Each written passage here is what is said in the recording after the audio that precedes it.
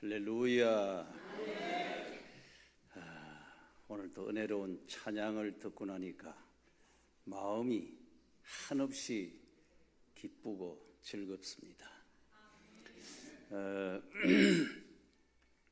오늘 학개서의 말씀을 통해서 우리가 함께 은혜를 나누고자 하는데, 학개 선지자가 하나님의 부르심을 받은 그 때가 참 중요합니다.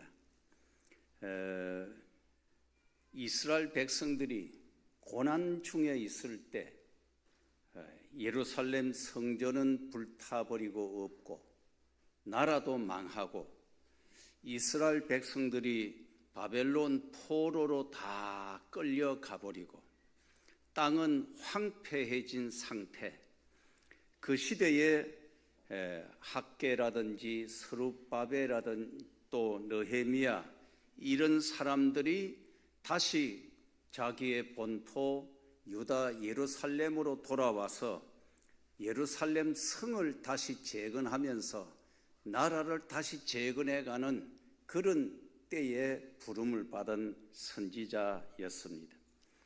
오늘 1절에 보면 일곱째 달 곧 그 달 21일에 여호와의 말씀이 학개에게 임하니라. 일곱이라고 하는 이 숫자가 참 중요하잖아요. 완전수로 성경에 보면 일곱이라는 수가 여러 번 나옵니다. 일곱 촛대, 일곱 교회, 이 럭키 세븐, 그런 의미에서 일곱째 달이라는 것도 상당히 의미가 있는 것이고, 그 달 21일이라고 했는데 이 세 일에 그리고 3주가 지나고 21일이 됐다는 그런 의미, 이 다니엘의 기도가, 다니엘이 하나님 앞에 간절하게 기도를 드릴 때에 다니엘의 기도가 21일 만에 응답됐다 하는 그런 말씀도 성경에 볼 수 있고, 우리 사람의 생체 리듬의 이 사이클도 3주 정도 이렇게 이 사이클을 두고 생체 리듬이 이렇게 흘러간다, 그렇게 얘기를 합니다. 사람이 살아갈 때 중요한 것은 그 때를 분별하고 때를 열어가고 그 때를 채우는 것이 매우 중요합니다. 왕후 에스더가 이 때를 위함이 아니냐, 내가 왕후가 된 것은 이 때를 위함이 아니냐, 그 때라는 게 참 중요한 거예요. 이스라엘 민족의 운명이 위태로운 바로 그때, 그 시절에 여호와의 말씀이 이 학개라고 하는 선지자에게 하나님의 말씀이 임했다, 그런 말씀을 합니다. 하나님께서 학개 선지자를 부르시고 그를 콜링하셨다는 그런 말씀이에요. 우리가 신학교에 가면은 가서 처음 면접할 때 면접하는 분들이 어김없이 묻는 질문이 있습니다. 너 왜 목사가 되려고 하느냐? 그 말은 아주 중요한 거예요. 정말 말하자면 네가 하나님의 종이라는 건 내가 되고 싶다고 되는 게 아니라 하나님이 너를 분명히 부르셨다는 어떤 소명감이 있느냐. 그리고 하나님이 너를 부르셨다는 거기에 대해, 그리고 하나님이 너에게 이 일을 하라고 맡기셨다는 그 사명감. 사명감이라는 것은 내가 목숨 걸고 내가 살아있는 이 이유는 오직 이 한 가지 일을 위해서 내 목숨 붙어 있는 거다라고 그렇게 생각할 정도로 네가 사명감을 가지고 신학을 가고 네가 목회자가 되려고 하느냐, 그 질문이에요. 주의 종들에게 가장 중요한 것은 소명감이에요. 하나님이 너를 주의 종으로 부르셨다는 그 확신, 어떤 방법으로든 네가 거기에 대한 확신이 있느냐는 거예요. 그리고 네가 지금 이 일을, 나는 일평생 동안 어떤 것도 필요 없고 오직 이 한 가지 위해서 내 목숨은 붙어 있는 거다라고 생각하고, 그래서 내가 사는 이유는 하나님의 일을 하기 위해서 나는 내가 살고 있는 거다. 그런 사명감이 있어야 네가 주의 종이 될 수 있다, 그런 얘기죠. 여호와의 말씀이 학개에게 임했다. 이 말씀은 머리끝에서부터 발끝까지 하나님의 말씀이 완전히 물을 붓듯이 완전히 온 몸과 마음을 뒤덮여 버렸다. 말씀에 완전히 사로잡히는 사람이 됐다. 그런 의미가 있는 거예요. 우리가 아무리 바쁘고 힘들어도 때를 분별하고 때에 맞는 행동, 때에 맞는 삶, 그게 중요하다. 타이밍을 잘 맞출 줄 알고 때를 맞추고 그 때를 열어가는 그런 사람 때문에 그 시대가 새로워지고 그 시대를 힘있게 살아가게 되는 거예요. 하나님은 시대마다 그때마다 사람을 들어 쓰셨어요. 선지자 학개도 그 시대의 상황에 따라서 하나님이 이 사람이 필요하다고 생각해서 학개를 부르셨고, 하나님의 말씀이 온 머리끝에서 발끝까지 그를 관통할 정도로 완전 말씀에 사로잡힌 그런 사람이 돼서 말씀에 오다가 그에게 떨어짐으로 말미암아 이제 드디어 말씀대로 내가 선지자가 됐다. 그런 의미가 있는 거예요. 창세기 1장 28절에 너는 생육하고 번성하고 땅에 충만하라, 땅을 정복하고 그리고 다스려라. 그 말씀을 가리켜서 우리는 문화대 명령이다. 그렇게 말해요. 우리가 마태복음 28장에 보면 하늘과 땅의 모든 권세를 가진 이가 가라스 때 너는 가서 모든 족속으로 제자를 삼으라. 이 지상명령, 선교 대명령이라고 얘기하는 거예요. 하나님은 무슨 말씀이 어떤 하나님의 일을 하기 전에 먼저 말씀, 오다를 먼저 주시는 거예요.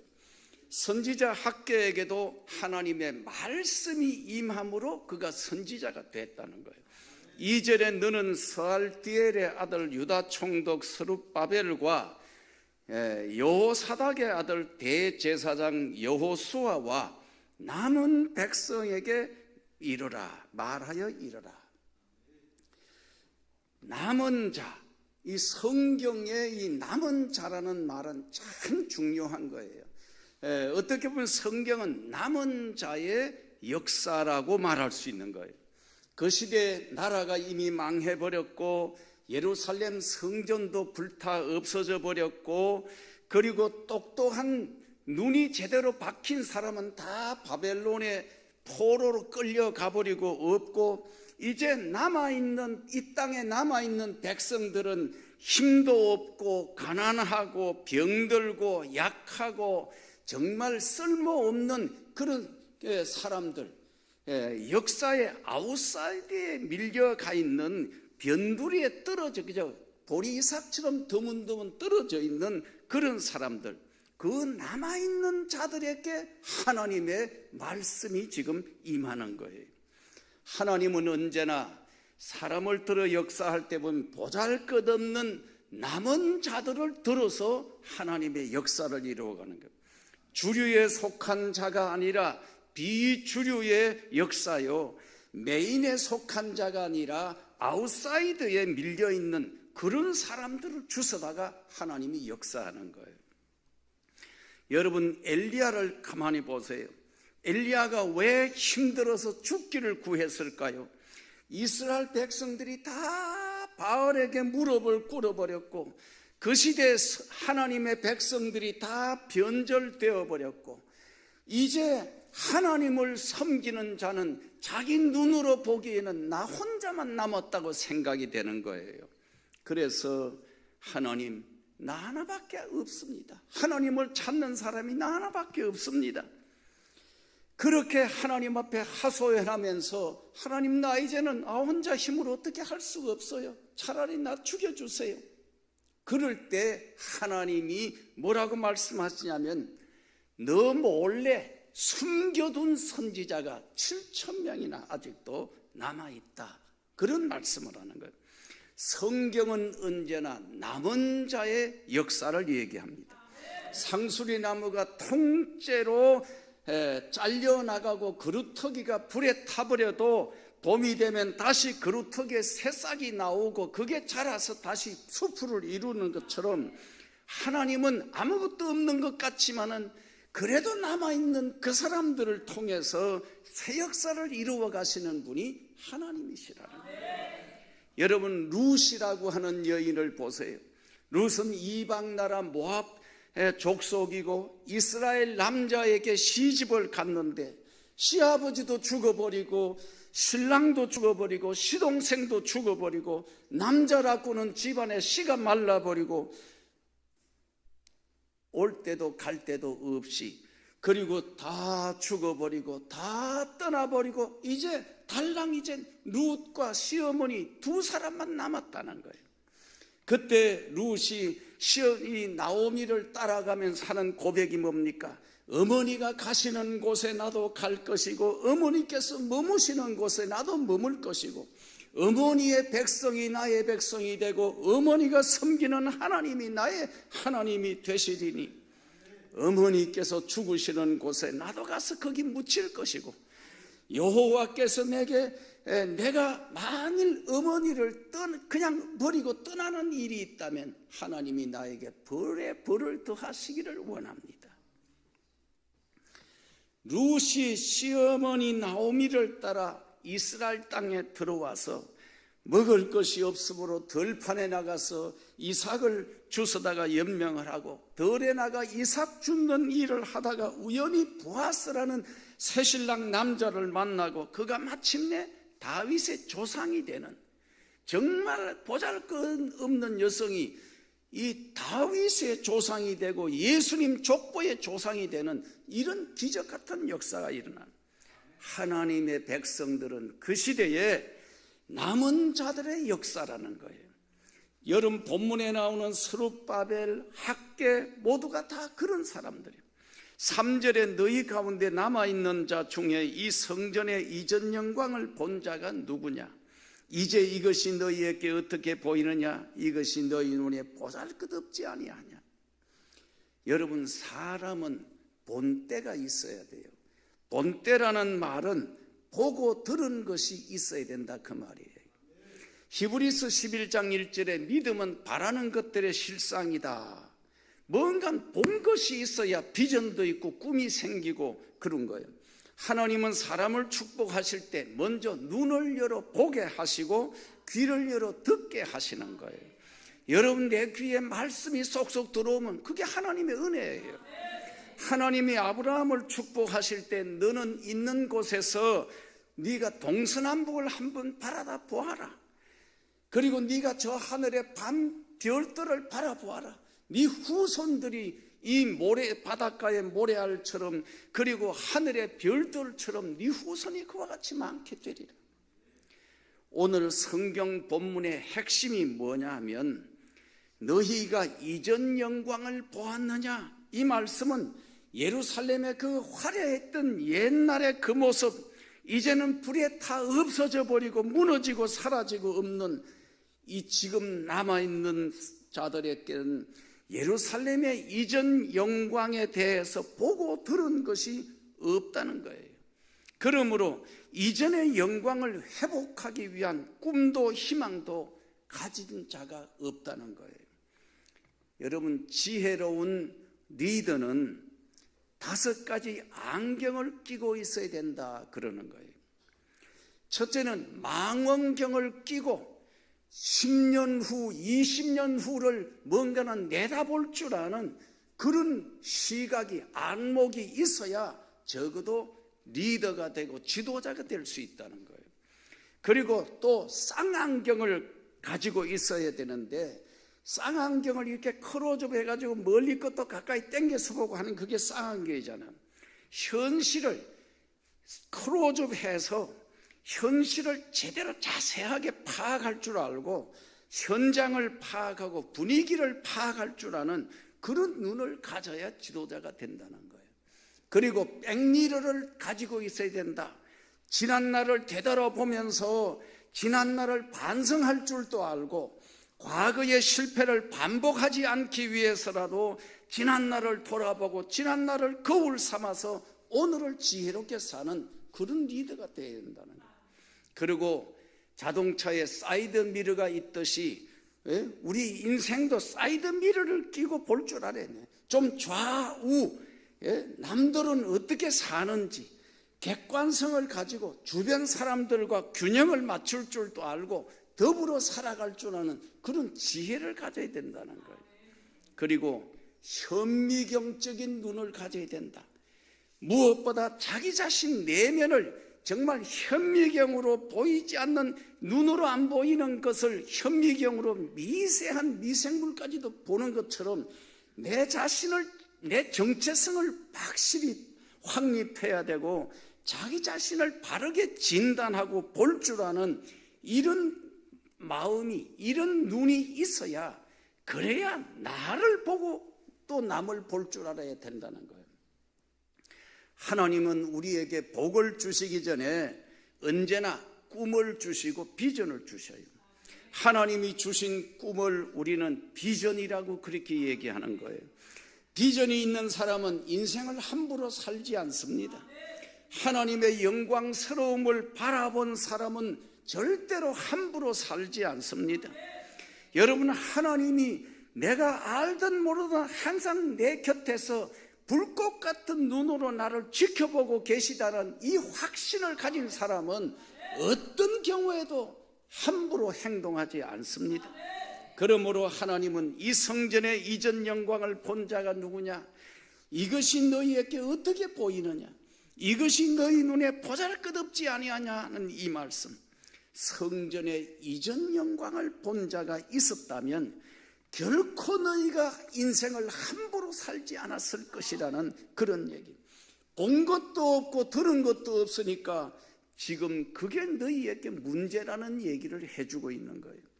여기 남은 백성에게 말하여 이르라 하는 이 말씀은 이스라엘 땅에 쓸만한 사람은 다 포로로 끌려가 버리고 쓸모없는 남은 백성들은 모두 병들고 약하고 보잘것없는 사람들만 남았는데 하나님은 그 남은 자들에게 지금 말씀을 전하라는 거예요.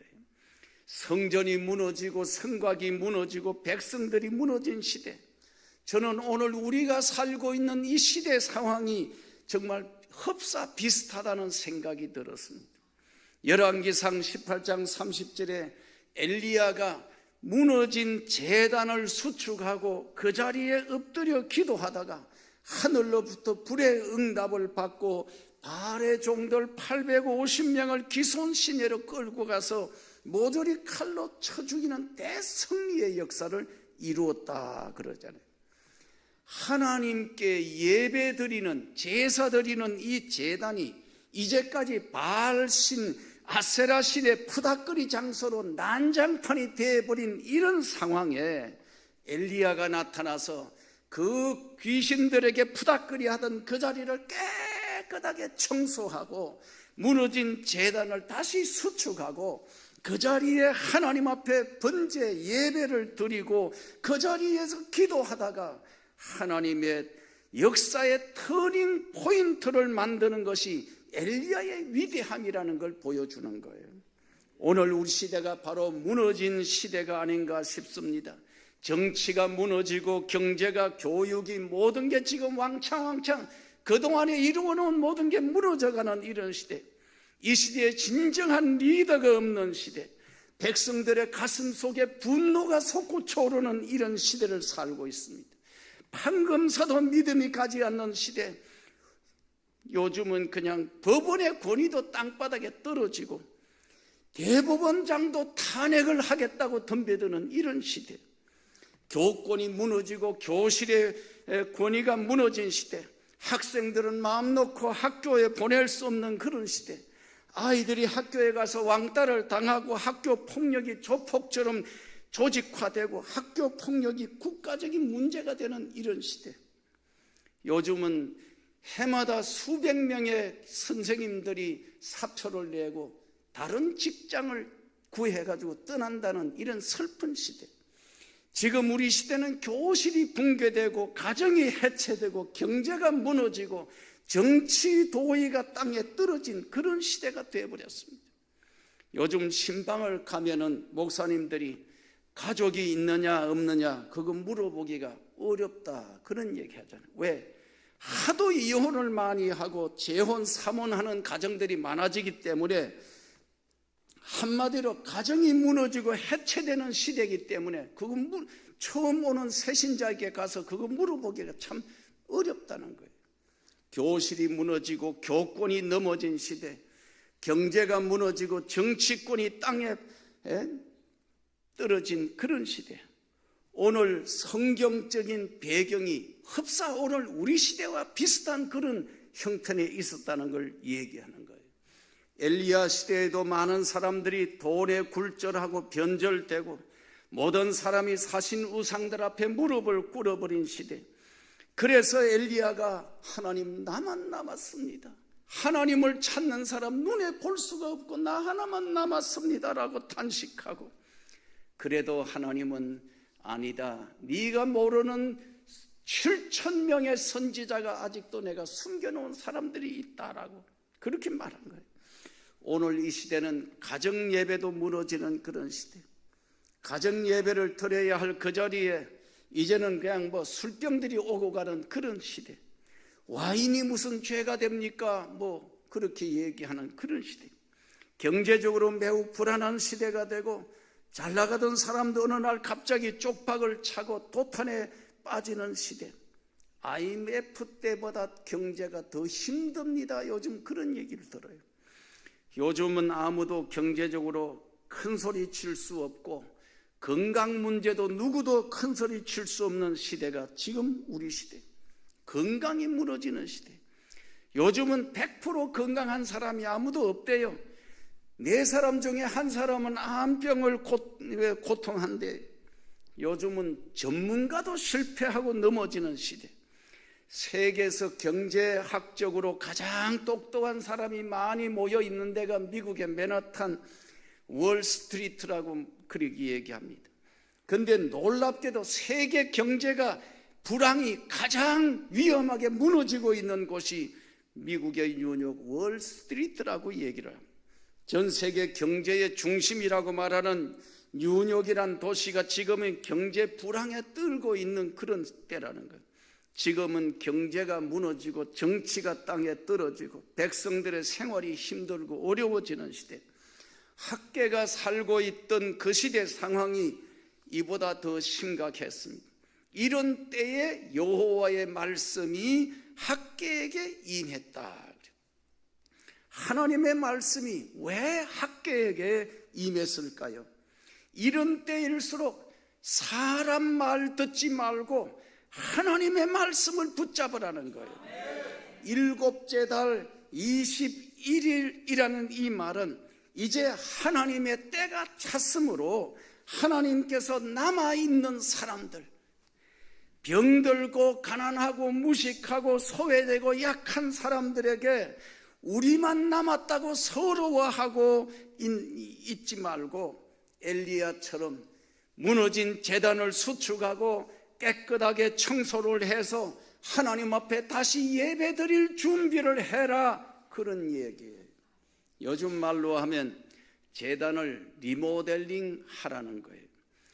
리프레시, 신선한 바람을 불러들이고 환기를 시키고, 리커버, 회복을 시켜가고, 리바이브, 부흥시키고 부활을 시키라는 그런 얘기예요. 여러분, 은퇴라는 것, 퇴직이라는 말을 영어로 리타이어라고 하잖아요. 타이어를 새로 갈아 끼운다, 그런 얘기잖아요. 왜 그럴까요?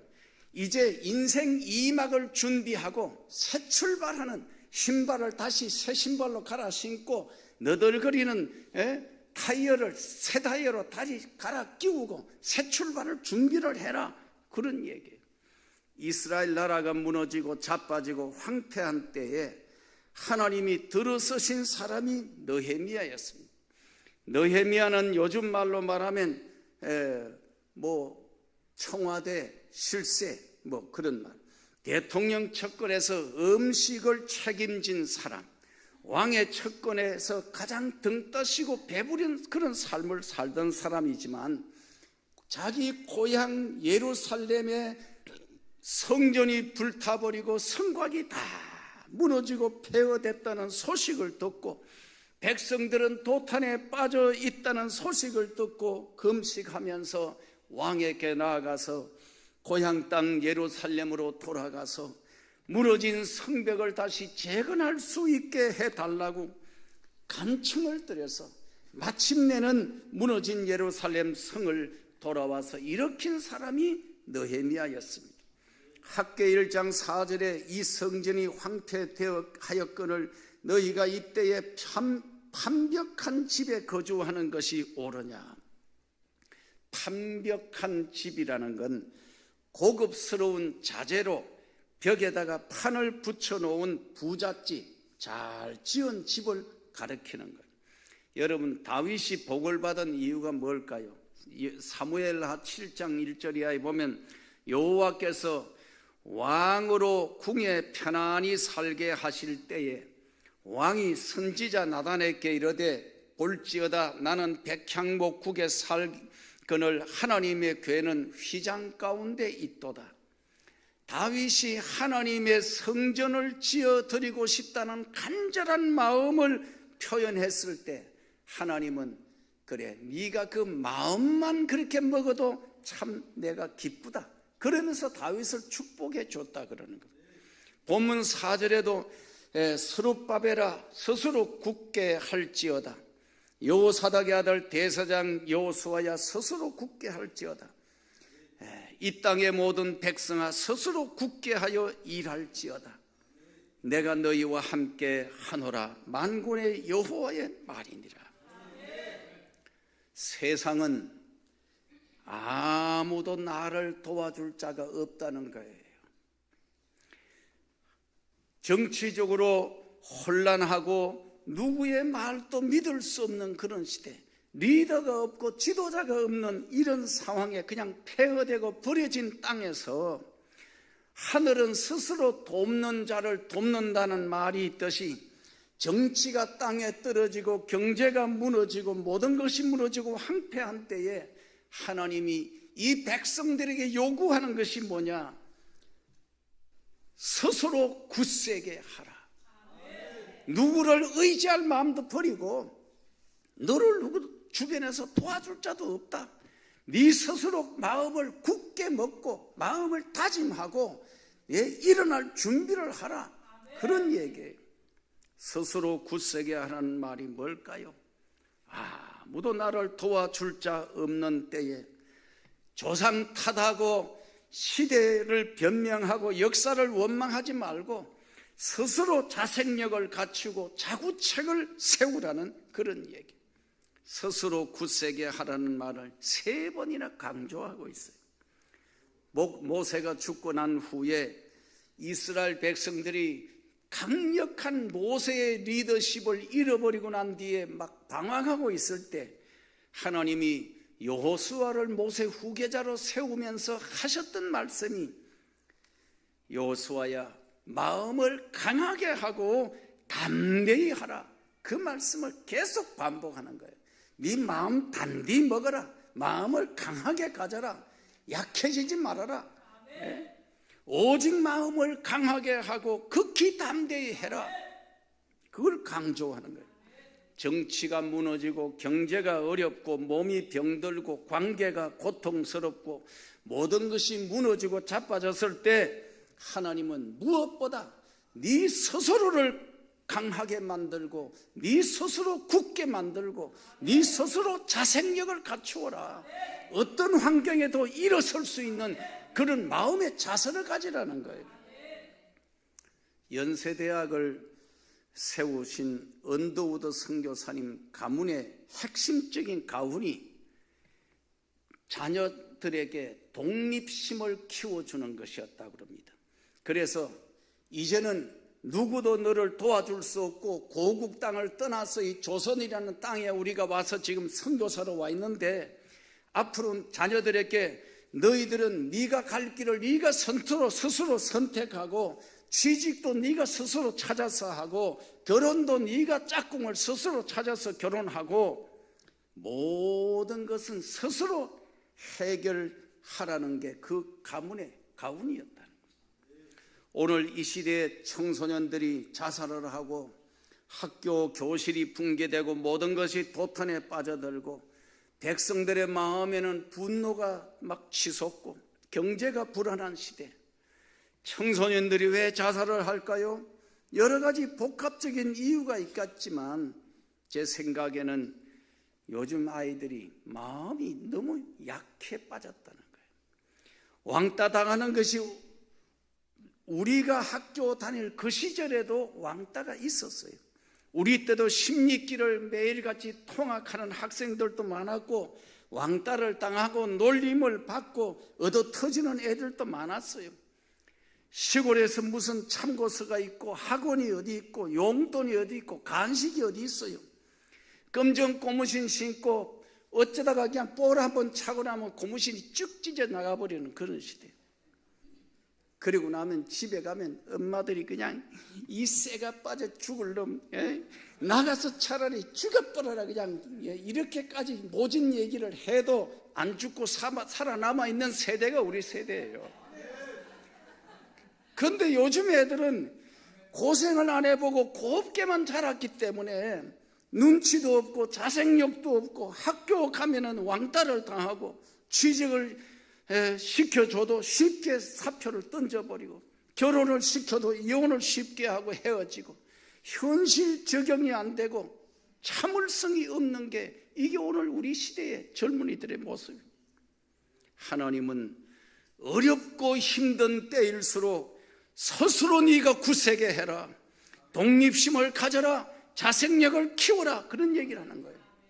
5절에 너희가 애굽에서 나올 때 내가 너희와 언약한 말과 나의 영이 계속하여 너희 가운데 머물러 있나니 너희는 두려워하지 말지어다. 한번 따라 합시다. 인생은 비우는 게 아니고 채우는 것이다. 하나님은 너희가 지금까지 고생하고 나그네 길을 정처 없이 살아왔지만 너희의 두 가지 은혜가 있음을 기억해라. 하나는 하나님의 말씀, 천지가 변해도 절대로 변하지 않는 하나님의 말씀이 있다는 거, 그 말씀을 붙들으라는 거예요. 그리고 두 번째는 네가 알게 모르게 하나님의 영, 주의 성령이 너를 붙들고 너를 도와주고 계시다라는 걸 잊지 말라는 거예요. 그리스도인들은 항상 두 가지로 채워져야 돼요. 하나는 하나님의 말씀으로 채워져야 되고 또 하나는 하나님의 은혜, 성령의 은혜, 성령의 능력으로 채워져야 되고 말씀과 은혜 이 두 가지만 있으면 항상 앞길이 열리게 될 줄로 믿습니다. 7절에 내가 이 성전의 영광이 충만하게 하리라 만군의 여호와의 말이니라. 교회는 예수 그리스도의 피로 값주고 사신 것이고 하나님의 임재가 충만한 곳이므로 세상의 권세가 넘볼 수 없는 영광스러움이 있는 곳이 하나님의 전입니다. 우리 교회는 하나님의 영광으로 가득하게 채워지는 교회가 되기를 바랍니다. 9절에 이 성전의 나중 영광이 이전 영광보다 크리라. 내가 이곳에 평강을 주리라. 만군의 여호와의 말이니라. 여러분, 우리 교회가 그렇게 되기를 바랍니다. 세월이 지나갈수록 하나님의 영광이 더 충만해지는 성전 교회가 되기를 바랍니다. 내가 이곳에 평강을 주리라. 평강이라는 말은 히브리 원어에 보면 샬롬이라는 말로 기록되는데 가장 평화롭고 원도 없고 한도 없고 서러울 것도 부끄러울 것도 없이 평화롭고 안정되고 건강한 상태를 샬롬이라고 합니다. 험한 세상, 경제가 무너지고 교실이 붕괴되고 가정이 해체되는 이런 때일수록 너는 스스로 굳세게 하라. 하나님의 말씀으로 충만하고 성령으로 충만해서 하나님 중심, 말씀 중심, 교회 중심으로 중심을 잡고 하나님이 주시는 평강의 은혜로 충만해서 항상 평화를 만들어가는 피스메이커로 살아가고 스스로 마음을 굳게 다짐함으로 이전의 영광보다 이후의 영광이 더 커지는 은혜와 축복이 있기를 주의 이름으로 축원합니다. 기도하겠습니다. 하나님, 참으로 시대가 어지럽고 정치도 경제도 교육 현장도 우리의 가정들도 심히 흔들리고 있는 이런 시대, 국민들의 가슴에 분노가 치솟는 이런 시대, 하나님, 주변 어디를 바라봐도 정말 우리 힘으로는 어떻게 헤쳐가기 어려운 어려움들이 말할 수 없이 다가오는 그런 시대를 살아가고 있습니다.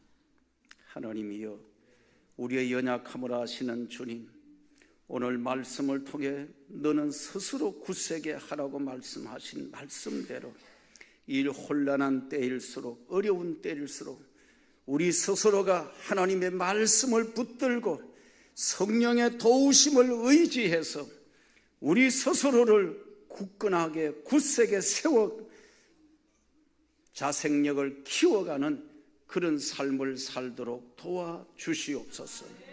예수님 이름으로 기도하옵나이다. 아멘.